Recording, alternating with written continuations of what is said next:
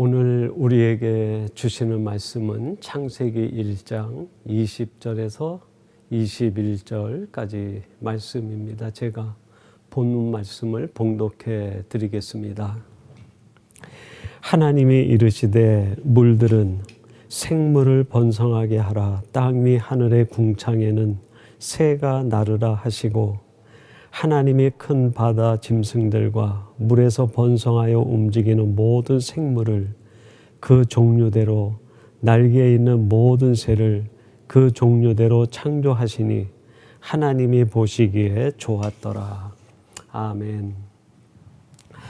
오늘 수요일 창세기 강의 8번째 시간은 창세기 1장 20절에서 21절 말씀을 갖고 창조 이야기 행간에 담긴 약속이라는 제목으로 하나님의 말씀을 전하도록 하겠습니다. 창세기 1장에서 하나님이 온 우주 만물을 창조하실 때 6번 반복해서 나오는 말씀이 있습니다. 5절, 8절 말씀, 13절, 그리고 19절, 23절, 31절 이렇게 6구절에 반복되는데 그 말씀의 내용은 저녁이 되고 아침이 되니라는 말씀입니다. 여기에서 저녁이라고 하는 것은 성경이 상징할 때 인간이 만나는 어두움의 때, 절망과 고난과 역경의 때를 상징한다고 할 수 있겠습니다. 반면에 아침이라고 하는 것은 하나님의 측면에서 새로운 가능성, 새로운 출발 또는 희망 또는 감격, 하나님의 역사 이런 것들을 상징하는 단어라고 할 수 있겠습니다. 저녁이 되며 또 아침이 되니 그랬는데 그 말씀을 그대로 풀어보면 우리 인간이 저녁을 만났을 때 하나님은 그 시간에 아침을 준비하시는 분이시다. 그런 해석과 이해가 가능한 것이죠. 그러면 하나님께서 우리 인생이 만난 저녁 때 아침을 준비하신다 그랬는데 구체적으로 하나님이 어떤 준비를 하실까요? 그것이 오늘 본문 21절 말씀에 기록이 되어 있습니다. 한번 주목해 보세요. 하나님이 큰 바다 짐승들과 물에서 번성하여 움직이는 모든 생물을 그 종류대로 날개에 있는 모든 새를 그 종류대로 창조하시니 하나님이 보시기에 좋았더라. 24절은 이렇게 말씀을 더 이어갑니다.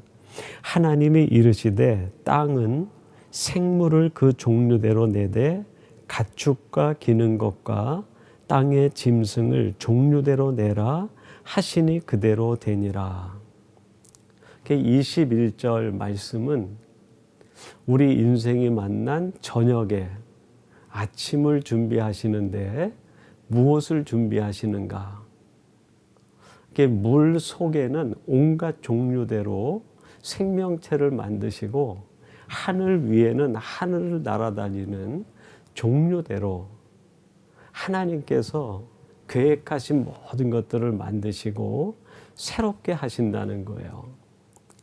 24절은 땅 위에 모든 가축들과 생명체들 하나님께서 종류대로 만들고 예비하셔서 아침이 되면 그것들을 너희들이 보게 될 것이다. 하나님이 만든 것을 우리들에게 보여주시고 선물로 주신다는 거예요. 우리 눈에는 현실적으로 어둠과 절망과 아무것도 보이지 않는 공허와 저녁 시간이지만 하나님은 우리의 아침을 위해서 무엇인가 그 밤새도록 저녁에 만드시고 준비하시고 예비하신다는 말입니다. 근데 하나님께서 종류대로 모든 것을 만드신다. 이렇게 한마디로 얘기하셔도 되는데 21절은 물속과 하늘, 그리고 24절은 땅 위라고 구분을 지어서 종류대로 하나님께서 모든 것들을 만들고 예비하신다고 말씀하고 있습니다. 도대체 그것들이 상징하는 의미, 메시지는 뭘까요? 여러분, 물속이라고 하는 것은 보이지가 않는 거예요. 하나님은 우리 눈에 보이지 않지만 우리 눈에 보이지 않는 그곳에서도 하나님의 역사는 지금도 진행되고 있다는 거예요. 우리를 위한 하나님의 놀라운 계획은 우리 눈에 보이는 데서만 진행되는 것이 아니라 우리 눈에 보이지 않는 데서도 하나님의 시간은 흘러가고 하나님의 계획은 이루어져 가고 있다. 그런 말입니다. 하늘에 온갖 새들을 만드셨는데 하늘이 상징하는 것이 뭘까요? 그것은 지금은 보이지 않지만 장차 나타날 것. 어떻게 보면 미래적 사건이라고 할 수 있겠습니다. 하나님은 우리를 위한 완벽한 미래의 사건을 준비하고 계시는 분이시다. 땅 위는 뭘까요? 현재적 사건을 얘기한다. 그렇게 해석할 수 있죠. 하나님께서 땅 위에 가축과 모든 생명체들을 만드시는 것, 지금 우리 눈앞에 펼쳐지는 모든 세상 만사는 다 하나님이 밤새도록 준비하시고 예비하셔서 우리의 눈앞에 펼쳐주시는 하나님의 사건이고 하나님의 기적 같은 은혜들이라는 겁니다. 이렇게 하나님은 우리들이 만난 저녁 때에 우리 눈에 보이지 않는 것과 미래적 사건과 우리 눈에 지금 이루어지는 하나님의 역사를 볼 수 있도록 준비해 주시는 분이시다. 이것이 창세기 1장 하나님이 우주 만물을 만드실 때마다 반복되어서 나오는 저녁이 되고 아침이 되니라는 말씀 속에 담겨 있는 의미라고 할 수 있겠습니다. 그래서 오늘은 말씀의 제목을 창조 이야기 행간에 담긴 약속, 그렇게 제목을 정해 보았어요. 도대체 하나님은 이 창조 이야기, 첫째 날, 둘째 날, 셋째 날 그 행간 속에 어떤 약속을 담아 놓으셨는가? 그 약속은 한마디로 얘기하면 이런 겁니다. 내가 너의 인생을 위해서 가장 좋은 것을 예비해 주겠다라는 약속이에요. 내 눈에 보이지 않지만 하나님의 약속은 지금도 우리를 향해 이루어지고, 지금 내 현실은 저녁 같고 어둠 같지만 하나님은 지금도 아침을 준비하시고 우리 인생의 새 역사, 새 일을 준비해 주시는 분이시다. 그리고 때가 되면 하나님이 이것을 다 우리에게 보여주시고 드러나게 하시고 허락해 주신다는 거예요. 여러분, 창세기 41장에 보면 요셉 이야기가 나옵니다. 그 요셉이 형들에게 팔려서 애굽에서 종살이 하다가 억울한 누명을 쓰고 그 감옥에서 오랫동안 생활하지 않습니까? 그러다가 그 술 맡은 관원장의 꿈을 해석해 주게 되면서 나중에 바로가 꿈을 꿨는데 그 꿈을 해석하는 자가 없을 때 그 꿈 해석자로 나가서 그 꿈을 해석하면서 마침내 이 요셉이 애굽의 총리가 됩니다. 그것에 대한 말씀이 창세기 41장 41절 말씀인데 이렇게 기록합니다. 바로가 또 요셉에게 이르되 내가 너를 애굽 온 땅에 총리가 되게 하노라 하고 말합니다. 이 요셉이 바로의 꿈을 해석해 주니까 감동을 합니다. 우리가 어디서 이렇게 하나님의 영에 감동된 사람을 만날 수 있겠는가? 이 사람을 높이 세워서 이 애굽 온 땅을 다스리게 하자라고 신하들에게 얘기하고 총리직을 맡깁니다. 그러면서 41절은 내가 너를 총리로 세운다라고 얘기해요. 현실적으로 눈앞에서 말하고 있는 것은 바로입니다. 그런데 여러분, 이 말씀 속에 담겨있는 진짜 주인, 이 말씀을 하도록 만드신 분, 이 요셉으로 하여금 애굽의 총리가 되게 하신 분, 그분은 도대체 누굴까요? 그분이 바로 창조의 하나님, 이 요셉을 마침내 애굽의 총리로 만드시는 그 일을 이루시는, 그 인생의 아침을 만들어 주시는 하나님 아니십니까? 그래서 이 41절에 내가라는 단어를 하나님이라는 단어로 바꾸어 얘기할 수 있습니다. 하나님께서 요셉을 애굽의 총리가 되게 하셨다, 그렇게 표현할 수 있는 거죠. 여러분이 요셉이 애굽에 종으로 팔려올 때는 그의 나이가 17살 때였습니다. 그리고 이 요셉이 애굽의 총리가 될 때는 30세예요. 애굽에서 종살이하고 감옥에 서굴한 누명을 쓰고 옥고를 치르고 고통과 어려움을 당하고 인생의 저녁 시간을 보낸 것이 13년입니다. 그 13년 동안 요셉의 눈에는 보이지 않았지만, 자신의 미래에 어떤 일이 일어날지 알 수 없었지만, 자기의 현실적으로는 온갖 고난과 감옥에서의 누명 쓴 답답하고 억울한 시간이 진행됐지만, 하나님은 그때 요셉을 위하여 위대한 일을 준비하시고 그의 아침을 준비해 주신 것 아닙니까? 사랑하는 성도 여러분, 혹시 여러분들이 지금 이 세상 살면서 본의 아니게 억울하게 누명을 쓰고 오해를 받고 요셉처럼 깊은 절망과 그 인생의 바닥에 떨어지는 것 같은 상황에서 13년이라고 하는 눈물의 시간을 보낸 것처럼 아픔의 시간과 고통의 시간을 보내고 있는 성도들은 없습니까? 여러분, 여러분이 만난 그 저녁 시간, 하나님의 눈으로 보면 이 요셉을 총리로 만드시기 위하여 준비한 시간인 것처럼, 하나님은 여러분에게 놀라운 감격의 아침을 맞이하게 하기 위하여 지금도 여러분을 위해 준비하시고 예비하고 계시는 줄로 믿습니다.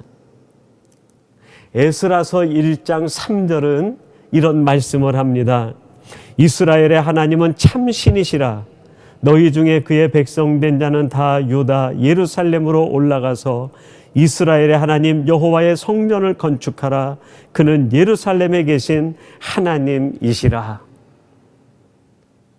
바벨론을 무너뜨린 이 파사의 고레스 왕이 이스라엘 백성들에게 자유를 선포하고, 이제 너희들은 너의 고향 예루살렘으로 돌아가 너희 하나님 여호와를 위하여 성전을 건축하라. 자유와 해방을 선포합니다. 여러분, 이스라엘 백성들이 바벨론의 포로로 살던 시절은 13년이 아니라 70년의 시간이었어요. 이스라엘 모든 민족들이 바벨론에 포로로 끌려가서 70년 동안 어두움의 때, 저녁의 시간을 만나게 됩니다. 이스라엘 백성들은 70년 동안 하나님을 향해서, 하나님, 우리들은 지금 왜 이렇게 어렵고 힘들고 고통스러운 저녁의 시간을 보냅니까? 눈물로 하나님 앞에 탄식하고 기도드렸습니다. 그들의 눈에는 아무것도 보이지 않고 세상 전체가 꽉 막힌 것처럼 출구 없는 어둠에 갇힌 자신들의 모습에 절망할 수밖에 없었어요. 그런데 여러분이 고레스의 칙령 속에 나타난 하나님이 이루신 일은 뭡니까? 그들 눈에는 70년 동안 아무것도 보이지 않았지만 하나님은 그 이스라엘 백성들을 위하여 새로운 역사, 새로운 미래, 새 일을 준비하시고 계획하고 계셨던 겁니다. 그래서 그들이 예루살렘으로 돌아오며 하나님을 향해 찬양합니다. 하나님이 우리를 위하여 새 역사, 새 일을 이루셨다고 고백합니다.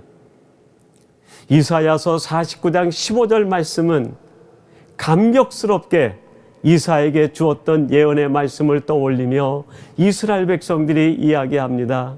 여인이 어찌 그 젖먹던 자식을 잊겠으며 여인이 어찌 그 자기 태에서 난 아들을 국리를 여기지 않겠느냐. 혹시 그들은 자기 자식과 그것을 잊을지라도 나는 결코 너희들을 잊지 않겠다 약속하신 하나님,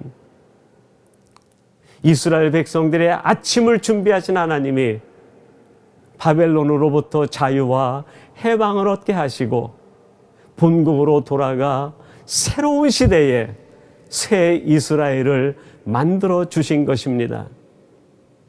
여러분, 혹시 지금 우리 인생 가운데 이스라엘 백성들이 바벨론의 포로로 사는 것처럼 세상에 억눌리고 굵은 쇠사슬에 묶인 것 같이 내 인생이 점점 어둠에 빠져지고 절망에 빠져들고 쇠사슬에 묶인 것처럼 고통과 고독과 외로움에 빠져들고 있는 성도들이 있습니까? 하나님은 지금 그 한 영혼을 위하여 위대한 역사, 하나님의 놀라운 계획을 준비하고 계시는 중인 줄로 믿습니다.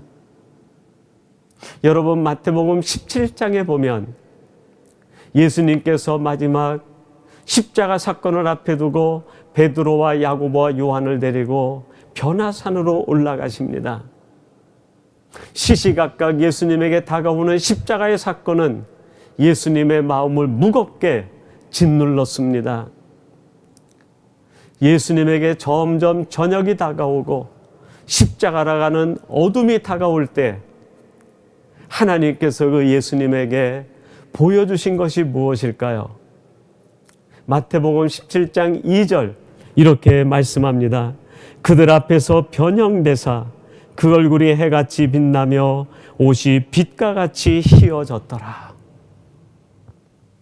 하나님께서 십자가의 그 고통과 저녁의 시간이 점점 다가올 때 예수님에게 보여주신 것은 그의 얼굴이 변하고 옷이 희어져서 마치 부활 후에 예수님이 변형되시고 예수님의 새로운 부활체가 되신 것처럼 그 모습을 보여주시는 하나님의 은혜가 임하게 됩니다. 그걸 본 예수님 마음속엔 어떤 생각이 들었을까요? 십자가의 고난 고통 속에선 하나님께서 나를 위하여 부활의 아침을 준비하고 계신다고 하는 이 확신, 이 믿음이 일어난 것 아니겠습니까? 여러분, 혹시 지금 내가 져야 되는 십자가 때문에, 내가 감당해야 되는 십자가 때문에 그 무게와 그 고통으로 인하여 힘들어하고 아파하는 성도가 있습니까? 하나님께서는 그 십자가 사건 뒤에 예수님에게 부활의 아침을 준비해 주시듯 우리들에게도 하나님의 놀라운 부활의 아침은 준비되고 있는 줄로 믿습니다. 오늘 말씀의 제목을 창세기 이야기에 나오는 창조 이야기의 행간에 담긴 약속이라고 제목을 정했습니다. 하나님은 지금도 약속하신 대로 단 한 번도 어기지 아니하시고 그 약속대로 이루어 가시는 하나님이십니다. 요셉에게 그리했던 것처럼 70년 바벨론에 종살이 살고 있었던 이스라엘 백성들에게 그리했던 것처럼 십자가 앞에 계신 예수님에게 그리했던 것처럼 우리들에게도 하나님은 그 약속을 신실하게 이루어 가실 줄로 믿습니다. 제가 밴쿠버 삼성교회에 처음 부임돼서 왔을 때 저희 교회 그 부목사님 중에 신윤희 목사님이라고 계셨습니다. 그분이 한 번은 자신이 경험했던 이야기를 얘기하면서 우리와 이렇게 공유한 적이 있었는데 이런 내용입니다. 그때는 그 신윤희 목사님이 수요 예배나 또 토요 새벽 예배 때 찬양 인도를 해주셨어요.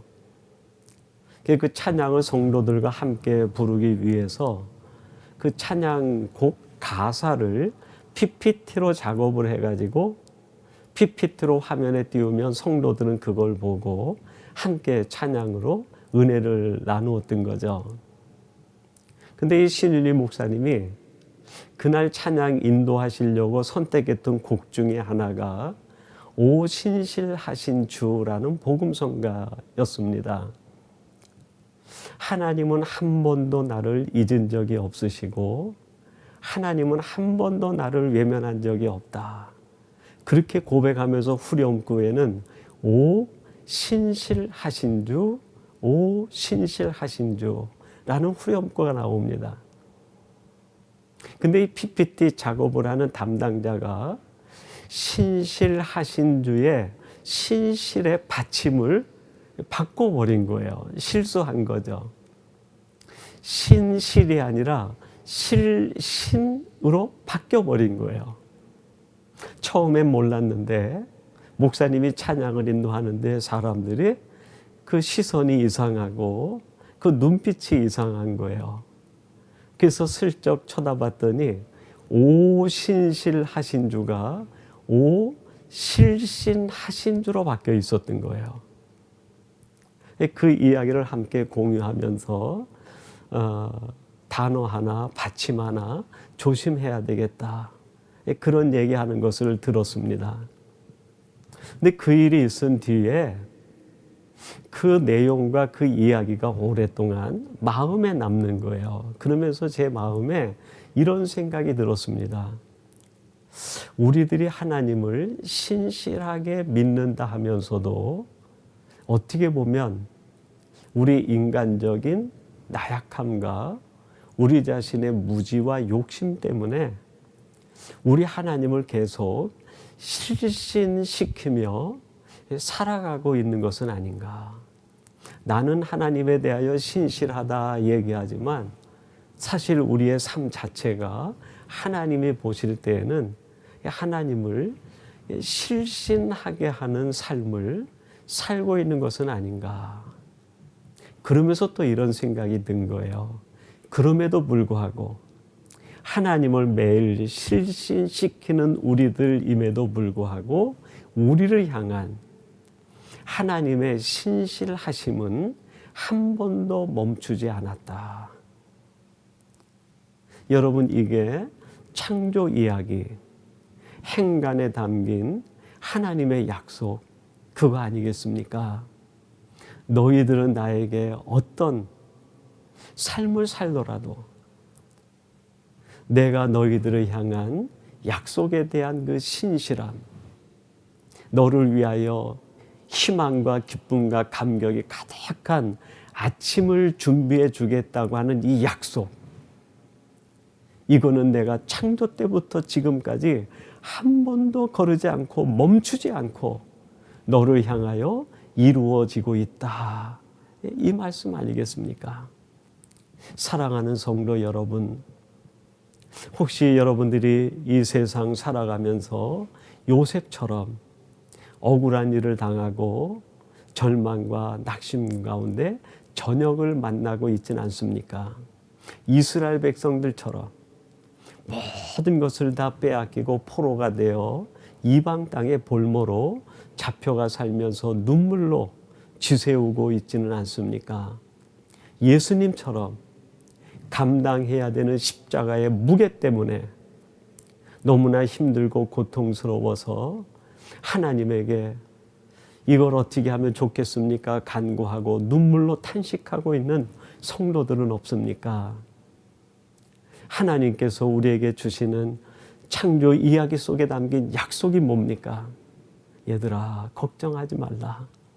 내가 만난 내 인생의 어둠, 그것은 인간적인 눈으로 볼 땐 어둠이지만 내 눈으로 바라보면 너를 위하여 가장 좋은 것, 최상의 것, 내가 너에게 줄 수 있는 가장 좋은 것을 준비하고 있는 시간이다.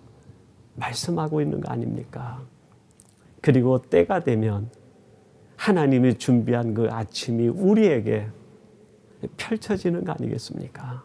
사랑하는 성도 여러분, 사람은 자신이 한 말을 변개하고 잊을지라도 우리 하나님은 하신 말씀을 잊지 않으시고 하신 약속은 반드시 지키시는 신실하신 하나님이십니다.